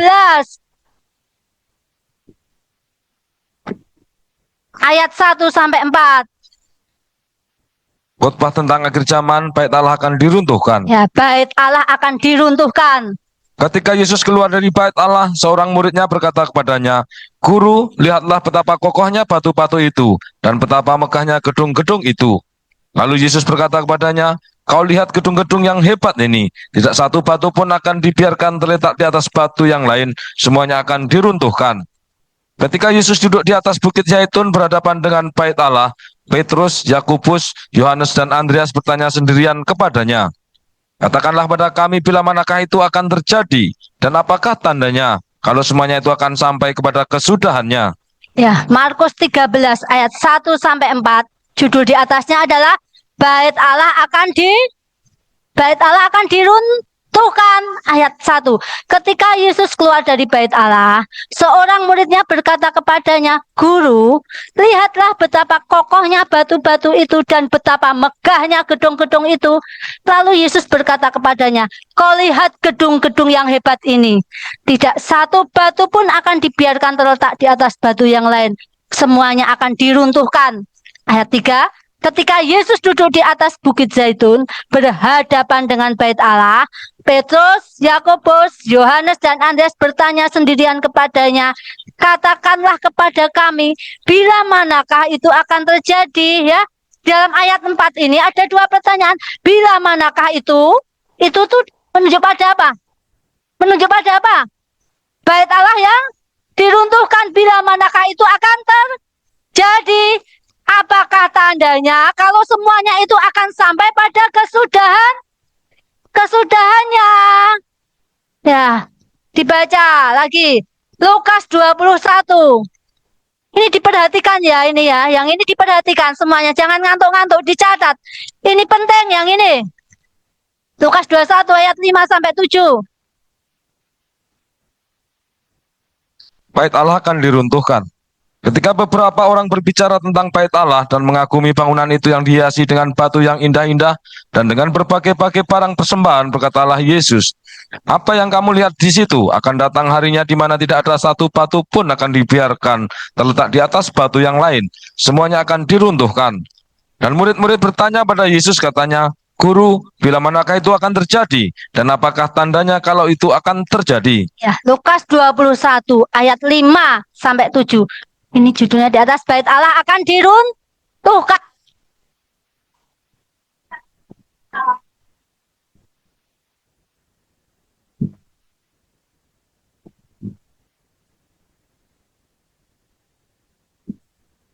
Ketika beberapa orang berbicara tentang bait Allah dan mengagumi bangunan itu yang dihiasi dengan batu yang indah-indah dan berbagai-bagai barang persembahan, berkatalah Yesus, apa yang kamu lihat di situ akan datang harinya di mana tidak ada satu batu pun akan dibiarkan terletak di atas batu yang lain. Semuanya akan diruntuhkan.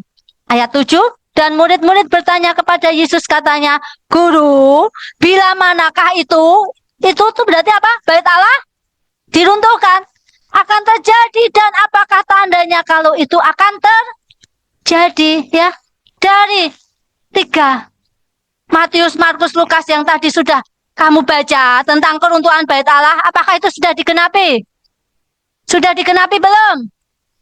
Sudah belum? Sudah. Dulu sudah digenapi sebelum perjanjian baru. Di dalam perjanjian lama sudah digenapi. Bait Allah pertama, bait Allahnya Salomo yang dibangun 957 sebelum Masehi, diruntuhkan oleh pasukan Babel di bawah Raja Nebukadnezar pada tahun 586 sebelum Masehi. Pada zaman perjanjian baru, ya, bait Allah kedua, bait Allahnya Herodes, dibangun kembali dan selesai pada 12 Maret 515 sebelum Masehi, lalu diperluas oleh Raja Herodes, diruntuhkan total oleh tentara Romawi di bawah pimpinan Jenderal Titus pada 4 Agustus 70 Masehi. Ini sudah digenapi. Ini sudah digenapi, ya. Tetapi kegenapannya di akhir zaman bagaimana? Sudah digenapi belum tentang keruntuhan bait Allah? Terjadinya kapan? Ya, terjadinya kapan? Karena di dalam Matius 24 tadi judul di atas bait Allah diruntuhkan. Setelah itu baru urutan peristiwa. Nah, dari urutan peristiwa itu tadi yang ditulis di dalam Matius 24, bait Allah diruntuhkan kapan? Terjadi di mana? Ini kan Matius, kecil kan Mas? Skema kitab Wahyu yang disempurnakan, ini kan dasarnya Matius 24 ayat 1 sampai 44. Ya. Judulnya adalah di atas bait Allah diruntuhkan. Nah, dari ini bait Allah diruntuhkan, dari skema ya ini bait Allah diruntuhkan di mana? Terjadi di mana bait Allah diruntuhkan? Di mana? Ayo, di mana? Terjadinya di mana bait Allah diruntuhkan? Dibaca ulang, Yohanes 2 ayat 19, Mas. Jawab Yesus kepada mereka, rombak bait Allah ini dan dalam 3 hari aku akan mendirikannya kembali. Rombak bait Allah ini dan dalam 3 hari aku akan membangunnya kembali. Peristiwa ini sudah terjadi pada kematian dan kebangkitanku. Gimana kalau yang kamu peringati, yang orang Kristen sedunia tahu, ya, yang selama ini peringati kematianku, ya, hari apa? Paskah, Jumat sampai Minggu dini hari, 3 hari. Di mana? Tepat pada saat hari kematianku, tuh, bait Allah dirombak. Bait Allah yang jasmani mengalami perombakan, mati selama 3 hari, dan selama 3 hari itu, ya, bait Allah yang jasmani, tubuhku, ya, tubuhku yang mengalami kematian dirombak. Pada saat dirombak itulah juga terjadi, ya, pada saat dirombak selama 3 hari itu juga dibangun menjadi tubuh asal, menjadi tubuh asal, yang artinya 3 hari dibangun, 3 hari diruntuhkan. 3 hari dibangun, ya, 3 hari dibangun, 3 hari dibongkar. hari selama proses kematian sampai kebangkitan, sejak aku mati, dibongkar, tubuh jasmani ini dibongkar selama 3 hari. Selama 3 hari itu juga dibangun menjadi tubuh astral, yang artinya 3 hari dibangun, 3 hari diruntuhkan, dibongkar. Kalau manusia 1 ditambah 1 berapa? 2. Tetapi kalau aku 1 ditambah 1 1. Paham? 1 ditambah 1 laki-laki dan perempuan, 1 ditambah 1 menjadi 1 tubuh. Kalau manusia 1 ditambah 1 2. Jadi dari peristiwa kematian dan kebangkitanku, 3 hari dibongkar, 3 hari juga dibangun. Beberapa hari yang lalu, aku, Bobo Adonai, berbicara kepada ibu orang percaya melalui budak kecil. Budak kecil. Anak kecil. Gabriela, Lala kalau kamu mengenalnya. Katakan kepada ibu orang percaya, nanti pada saat Opa, kalau dia mengatakan Opa, datang. Opa, 3 hari membangun, 3 hari meruntuhkan. Dia hanya mengatakan seperti itu sesuai versinya anak kecil. Pada ibu orang percaya. Tapi ibu orang percaya sudah tahu makna yang dikatakan oleh budak kecil ini. Ibu orang percaya sudah tahu. 3 hari dibangun, 3 hari diruntuhkan. Ya. Ibu orang percaya di dalam dia mendengarkan apa yang menjadi bicaraku, baik itu melalui siapapun, dia sangat menghargai siapapun yang aku pakai, alat peraga siapapun yang aku pakai, dia sangat menghargai. Meskipun posisinya dia adalah ibu orang percaya, posisinya dia adalah istrinya malaikat Garuda, tetapi dia sangat menghargai kepada siapa aku memakai. Ibu yang di sana itu, pada saat aku memakai kamu menjadi alat peraga, bagaimana sikapnya ibu orang percaya terhadapmu? Dia sangat menghargai, bukan? Pada saat aku memakai kamu menjadi alat peraga, bagaimana sikap ibu orang percaya? Dia sangat menghargai siapapun yang dipakai. Pada saat kamu juga dipakai menjadi alat peraga, di mana malaikat Garuda hadir, bagaimana ibu orang percaya? Sangat menghargai. Sangat menghargai terhadap siapapun, baik itu anak kecil sekalipun, dia sangat menghargai. Dia tidak melihat siapa yang dipakai, tetapi dia melihat siapa yang berbicara. Padahal ibu orang percaya sudah sangat tahu apa yang kamu katakan, apa yang alat peraga katakan. Tetapi dia bersikap seperti bodoni, kalau orang Jawa mah katakan gomblohi. Tujuannya untuk apa? Untuk mendidik kamu. Untuk mendidik kamu, Ratu Niras Imam. Untuk mendidik anak-anaknya. Supaya anak-anaknya mampu mengepakkan sayapnya. Supaya anak-anaknya mempunyai kepercayaan diri di dalam mengenali, di dalam memahami alam roh. Di dalam memahami alam roh. Itulah cara ibu orang percaya mendidik anak-anaknya. Ya, mendidik kamu semuanya. Aku di dalam berbicara kepada ibu orang percaya sangat banyak. Semua hal sudah aku katakan, sudah aku bicarakan kepada orang percaya. Tetapi terhadap kamu, terhadap budak kecil ini sekalipun, hanya sedikit. Paham? Jangan sampai ada ucapan, Bunda tahu dari siapa? Bunda tahu dari siapa? Dari alat peraga. Oh tidak, budak kecil ini, aku memakai budak kecil ini alat peraga.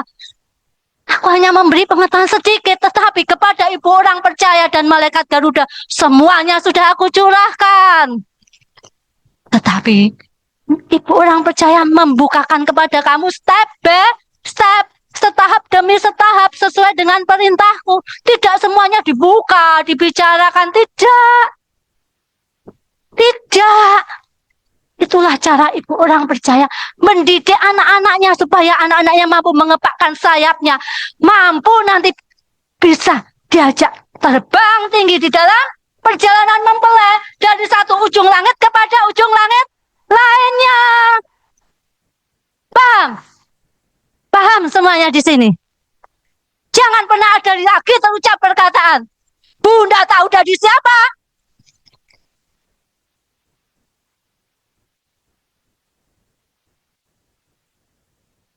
Kalau kamu pernah terucap itu dari mulutmu, harus diselesaikan. Harus diperdamaikan. Kalau tidak, itu masih akan tertulis di dalam kitab kehidupan. Dan itu akan menghambat langkahmu di dalam perjalanan mempelai. Akan sangat menghambat langkahmu di dalam perjalanan mempelai. Budak kecil ini, aku berbicara kepada dia hanya sedikit. Kemampuannya memahami apa yang hendak aku bicarakan terbatas. Tetapi terhadap ibu orang percaya, aku mencurahkan semuanya. Tapi dia bukan tipikal orang yang ember. Ya, dia berbicara sesuai dengan perintahku. Saatnya berbicara, dia akan berbicara. Saatnya diam, dia akan diam. Paham? Kalau dari antara kamu pernah terucap kata-kata yang salah, pernah ada pikir memikir batin membatin sesuatu yang salah, diselesaikan, diperdamaikan. Kalau tidak, itu nanti akan menghambat perjalananmu di dalam perjalanan mempelai. Perhatikan. Ya, aku mengatakan 3 hari aku membangun, 3 hari meruntuhkan. Ya, malaikat Garuda yang dimana di dalamnya aku mempribadi secara sempurna. Nanti pada saat kedatangannya 3 hari membangun, 3 hari meruntuhkan. Kegenapannya di mana? Di sini. Di sini. 3 hari. Ya, 1040 hari. 1040 hari. Kurang lebih berapa bulan? 1040 hari kurang lebih berapa bulan? Hampir 35 bulan. 1040 hari itu kalau dijadikan bulan berapa bulan? Ayo. Hampir 35 bulan ya. Selama 3 hari ya, aku membangun mempelaiku, membangun tubuhku. Ya. Di sini aku membangun mempelaiku, membangun tubuhku, membangun Ratu Ngiras Imam di dalam perjalanan mempelai, ya. Membangun Ratu Ngiras Imam, membangun tubuhku, membangun mempelaiku di dalam perjalanan mempelai. Sampai nanti Ratu Ngiras Imam, aku Harpaso berpakaian matahari, beralas kaki apa? Rembulan dan bermahkotakan 12 bintang ya. Di sini aku membangun tubuhku adalah mempelaiku, adalah Ratu Ngiras Imam, kekasihku, istriku, kesayanganku. Di sini di dalam perjalanan mempelai aku membangun kamu, aku mempercantik kamu, membuat kamu cantik di hadapanku sampai kamu berpakaian matahari, beralas kaki rembulan, bermahkotakan 12 bintang. Aku angkat tinggi-tinggi di langit, dipamerkan. Semua mata melihat. 3 hari ini aku membangun tubuhku. Ya, di dalam perjalanan mempelai. Kurang lebih 1040 hari. Kegenapan dari keruntuhan Bait Allah di mana? Di mana keruntuhan Bait Allah? Di sini 1260 hari. Ya. 1260 hari. Ya, di sini, selama 3 hari. 3 hari, aku akan meruntuhkan bait Allah ketiga. Bait Allah ketiga yang dibangun oleh Israel, dibangun oleh New World Order, dibangun oleh Ka'bah. Lah, di mana di dalam bait Allah ketiga itu antikris duduk, bertahta, disembah sebagai Allah, disembah sebagai Allah. Di sini aku menghancurkan, meruntuhkan bait Allah ketiga. Bait Allah ketiga selama 1260 hari. Ini 1260 hari masa antikris, ya. Selama 3 hari. Ya, 3 hari ini. Bokor 1 sampai bokor ke-7. Tercurah satu persatu. Menghancurkan bait Allah. Bait Allah yang didirikan oleh New World Order, oleh Israel, oleh Ka'bah. Diruntuhkan, hancur total sampai sini. Sampai di sini paham tidak? Paham tidak? Ya, sini 3 hari aku membangun tubuhku. 3 hari aku meruntuhkan bait Allah ketiga yang dibangun oleh New World Order, Ka'bah. Ini dasar yang ke-7, ya. Dasar yang ke-7. 7 dasar yang nanti menjadi pegangan buat kamu. Ya, 7 dasar. Sampai di sini.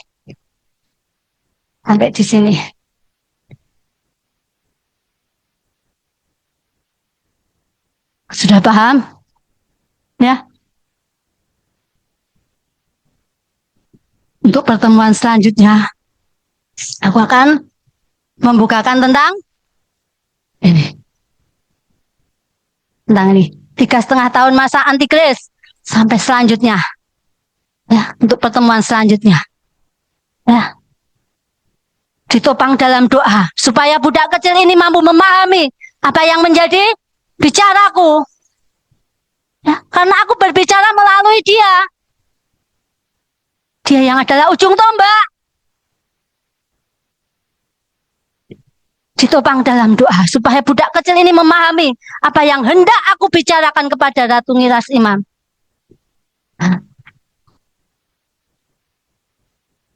Nanti pertemuan selanjutnya dibaca Wahyu pasal 16.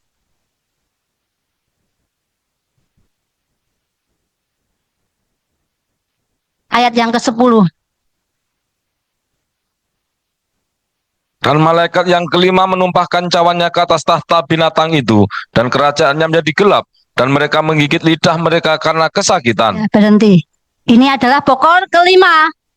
Dan malaikat yang kelima menumpahkan cawannya ke atas tahta binatang itu, ya, ke atas tahta binatang itu, dan kerajaannya menjadi gelap. Ini berarti kiamat. Kiamat apa? Kiamat yang dikenal oleh dunia. Kiamat apa? Kiamat apa? Kiamat les. Kiamat apa? Kiamat listrik. Kalau listrik mati total, teknologi mereka juga sudah tidak berfungsi. Ya, ini nanti di pertemuan selanjutnya. Topang dalam doa supaya budak kecil ini memahami apa yang hendak aku bicarakan kepada kamu. Paham? Ya. Apa yang sudah aku sampaikan, ya, nanti didengarkan kembali, supaya kamu memahami, karena ini nanti yang akan kamu beritakan, yang akan kamu kumandangkan di dalam perjalanan mempelai, dan yang akan kamu jalani bersama anak manusia, bersama malaikat Garuda yang di dirinya mempribadi aku, anak manusia. Waktu selanjutnya saya serahkan kepada yang sudah ditugas.